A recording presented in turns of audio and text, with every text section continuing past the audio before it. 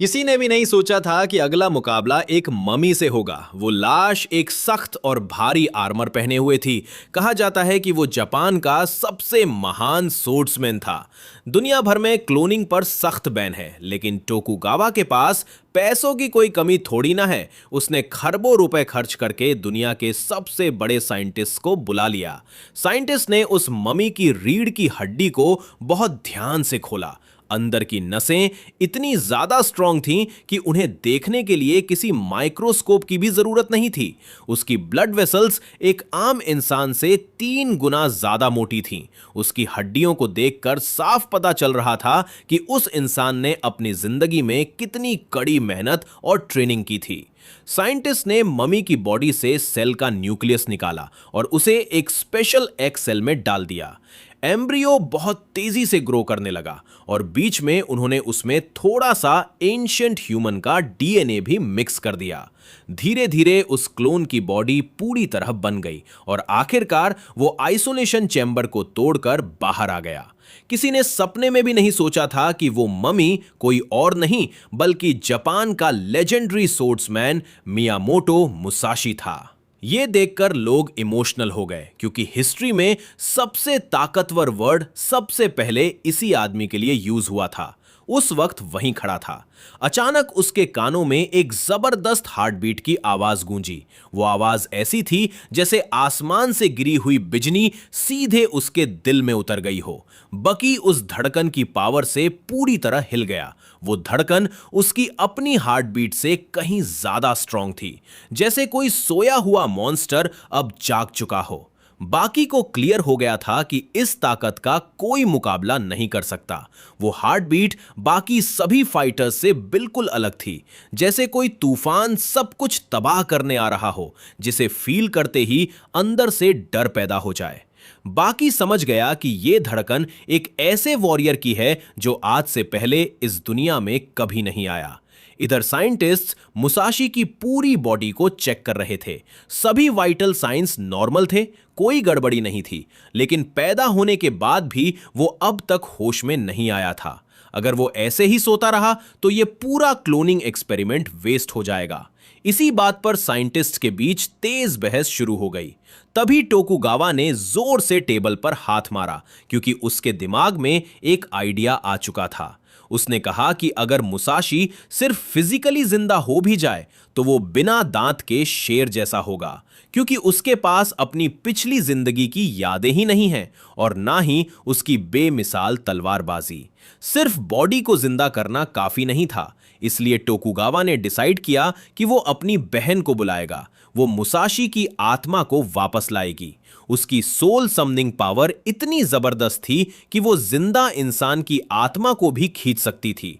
तो फिर 400 साल पहले मर चुके मुसाशी को बुलाना उसके लिए कोई मुश्किल काम नहीं था। A soul enters the clone, और यहीं से शुरू होती है असली कहानी। बाकी की दुनिया में आखिरकार मियामोटो मुसाशी का क्लोन तैयार हो गया था, पर वो अभी भी जागने का कोई सिग्नल नहीं दे रहा था। उसे एक महान योद्धा की आत्मा देने के लिए टोकुगावा ने अपनी बहन को बुलाया। वो एक पावरफुल शमन थी जिसकी सबसे बड़ी कला थी मरे हुए शरीर में आत्मा डालना। इस समय मुसाशी की बॉडी बिल्कुल रेडी थी और उसे जगाने का यही परफेक्ट टाइम था। कहा जाता है कि सबसे हाई लेवल के रिचुअल्स अक्सर सबसे सिंपल होते हैं। उस बूढ़ी औरत ने धीरे से अपने होठ खोले और अचानक मुसाशी की आंखें खुल गईं। उसने एक हाथ से उस औरत को जोर से पकड़ा और हल्के से झटके से उसे दूर फेंक दिया। ये देखकर वहां खड़े साइंटिस्ट डर के मारे कांपने लगे, लेकिन टोकुगावा बिल्कुल नहीं डरा। वो आगे बढ़कर कहता है, तुम जो चाहोगे मैं तुम्हें दूंगा। तुम्हारा काम सिर्फ एक है, लड़ना,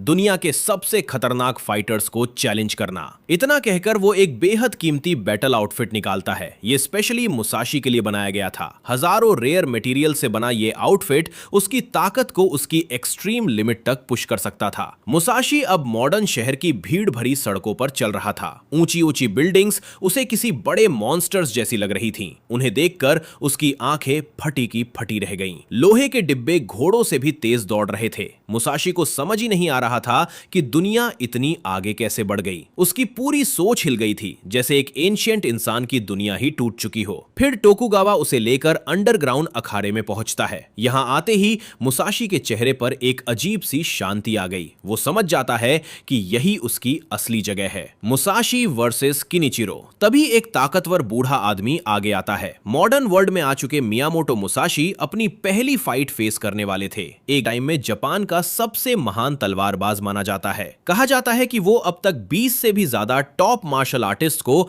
अपनी तलवार से मौत के घाट उतार चुका है। लेकिन जैसे ही किनिचिरो की नजर मुसाशी पर पड़ी, उसके चेहरे का रंग तुरंत उड़ गया। उसने तुरंत टोकुगावा से पूछा, ये छोटा सा आदमी आखिर है कौन? पर खून खराबा देखने का शौकीन टोकुगावा उसे सच थोड़ी बताने वाला था। किसी ने उम्मीद नहीं की थी, पर किनिचिरो ने अचानक सिर झुकाकर हार मान ली, क्योंकि मुसाशी को देखते ही सिर्फ एक ही पल 2 हिस्सों में काट दिया था। दूसरी तलवार ने बात करते हुए अचानक उसके गले पर वार किया, जिससे उसकी सांसें अटक गईं। तीसरी तलवार ने कंधे से क्रॉस कट मारकर उसे 2 टुकड़ों में बांट दिया और उसके बाद की चारों दिया। मुसाशी ने जवाब दिया, अगर हाथ में तलवार ना भी हो तब भी वार किया जा सकता है। भले ही बॉडी पर कोई असली चोट ना लगे, लेकिन सामने वाले के दिल और दिमाग पर अटैक हो चुका होता है। यही थी मुसाशी की कॉन्शियसनेस फ्लो सोर्ड आर्ट। इसके बाद मुसाशी ने किनिचिरो से कहा, अपनी तलवार मुझे दे दो। यह सुनते ही किनिचिरो घबरा गया। वो सोचने लगा, ये आदमी बिना वेपन के ही इतना खतरनाक है, अगर इसके हाथ में असली तलवार आ गई तो पता नहीं क्या तबाही मचाएगा। लेकिन चालाक टोकुगावा तुरंत बोला, वैसे भी तुम हार मान चुके हो, तो उसे तलवार दिखा देने में क्या दिक्कत है? असल में टोकुगावा के दिल में बहुत एक्साइटमेंट। 400 साल बाद मास्टर मियामोटो मुसाशी ने फिर से दोनों तलवारें अपने हाथों में पकड़ ली थीं। यह सीन सच में रोंगटे खड़े कर देने वाला था। तभी टोकुगावा ने उनसे एक रिक्वेस्ट की, क्या हम आपकी तलवारबाजी अपनी आंखों से देख सकते हैं? मुसाशी ने तुरंत हामी भर दी और मुस्कुराकर पूछा, अगर मुझे किसी को काटना है तो तुम दोनों में से किसे काट? मैं तो बस मजाक कर रहा था। यह कहते ही उन्होंने अपना हवा को काटते काटते ही तलवार टूट गई। यह आखिर कैसी पावर थी?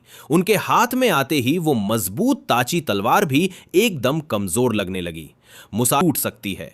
उधर मुसाशी ने सीधा अनाउंस कर दिया, मैं इस जगह के सबसे ताकतवर फाइटर से मिलना चाहता हूं। मैं अपनी बेजोड़ तलवारबाजी से उसे चकनाचूर कर दूंगा। हनायामा वर्सेस युजीरो। दूसरी तरफ हनायामा काओरू अचानक धरती के सबसे खतरनाक जीव हनमा युजीरो को चुनौती दे देता है, और इसकी वजह सिर्फ इतनी थी कि उसे बहुत ज्यादा बोरियत फील हो रही थी। वो तो युजीरो को बस अपना एंटरटेनमेंट का साधन समझ बैठा था। यह बात सुनते ही युजीरो का गुस्सा तुरंत भड़क उठा। उसके बाल ऐसे खड़े हो गए जैसे किसी सुपर वॉरियर की ताकत जाग गई हो। उसकी बॉडी से निकलने वाला खतरनाक प्रेशर आसपास की हवा तक को मोड़ने लगा था। हनायामा ने अपनी सारी ताकत अपने राइट हैंड में इकट्ठा कर ली। उसकी मुट्ठी की मसल्स लोहे के टावर जैसी दिख रही थी। जैसे ही उसकी ताकत पूरी हुई, उसने अपनी मुट्ठी कसी और पूरी ताकत से युजीरो के चेहरे पर घूंसा जड़ दिया।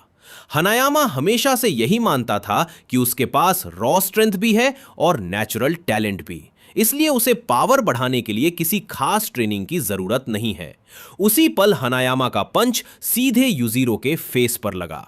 यह इंपैक्ट इतना जोरदार था जैसे आसमान से कोई भारी हथौड़ा गिरा हो। पर युजीरो, वो अभी भी दोनों हाथ जेब में डालकर खड़ा था। उसके चेहरे से धीरे धीरे सफेद धुआं निकलने लगा। क्या अभी अभी पड़ा घूंसा सच में इतना ताकतवर था कि उससे धुआं निकलने लगा? हनायामा ने तुरंत बिजली जैसी तेज स्पीड से एक और पंच मारा, लेकिन युजीरो इस बार भी अपनी जगह से नहीं हटा, बल्कि इस बार उसके चेहरे पर एक बेहद डरावनी स्माइल आ गई। जब हनायामा ने देखा कि उसका हमला असर ही नहीं कर रहा, तो उसने अपनी मुट्ठी जमीन के पास ले जाकर तेजी से ऊपर उठाई और एक जोरदार अपरकट दे मारा। लेकिन फिर भी युजीरो को कोई नुकसान नहीं हुआ। उल्टा उसके चेहरे पर एक घमंडी स्माइल दिखाई दे रही थी। यह देखकर हनायामा पूरी तरह हैरान रह गया। इसके बाद हनायामा ने एक तेज चॉप युजीरो की गर्दन की तरफ चलाया, लेकिन यह बार भी पहले ही फट चुका न्यूक्लियर बम उसके सामने खड़ा हो। और दूसरी तरफ मुसाशी की नजरों में बाकी ऐसा था जैसे लजीज खाने से भरी एक शानदार दावत। बाकी समझ ही नहीं पा रहा था कि सैकड़ों साल पहले के युद्ध काल का यह समुराई आखिर इस मॉडर्न दुनिया में दोबारा कैसे जिंदा हो गया। इतना सोचकर बाकी ने अपनी नजरें टोकुगावा की तरफ घुमाई। टोकुगावा थोड़ा झेंपते हुए बोला, सच कहूं तो मुझे खुद ठीक से नहीं पता कि आखिर हुआ क्या है। तभी अचानक मुसाशी के चेहरे पर एक हल लग जाता तो उसे मिलने वाला दर्द एक आम इंसान से कई गुना ज्यादा होता। जब मुसाशी ने देखा कि किसी ने उसके इस मेंटल अटैक को डॉज कर लिया है, टाल दिया है, तो वो तुरंत एक्साइटेड हो गया। कमरे के अंदर लड़ाई करना मुश्किल था, इसलिए दोनों गार्डन में आ गए। मुसाशी ने हल्की स्माइल के साथ पूछा, अगर हम खाली हाथ लड़ें तो तुम्हें कोई प्रॉब्लम तो नहीं? बाकी ने हैरानी से कहा, लेकिन तुम्हारे हाथ में तो पहले से ही कोई तलवार नहीं है। मुसाशी बोला, सच्चे तलवारबाज के लिए हाथ में इनविजिबल तलवार उसके हाथ में बन गई हो। और उसी पल बाकी को उस चेतना की तलवार से कंधे से लेकर पेट तक काट दिया गया। अब बाकी को मुसाशी का पावर लेवल पूरी तरह समझ आ गया था। बाकी ने तुरंत अपना फाइटिंग स्टांस बना लिया और फिर मुसाशी को चैलेंज करने पहुंच गया। लेकिन मुसाशी ने हल्की हंसी के साथ कहा, 7 दिन पहले तुम एक बार मर चुके हो, अब अगर मैं चाहूं तो तुम्हें अनगिनत बार मार सकता हूं।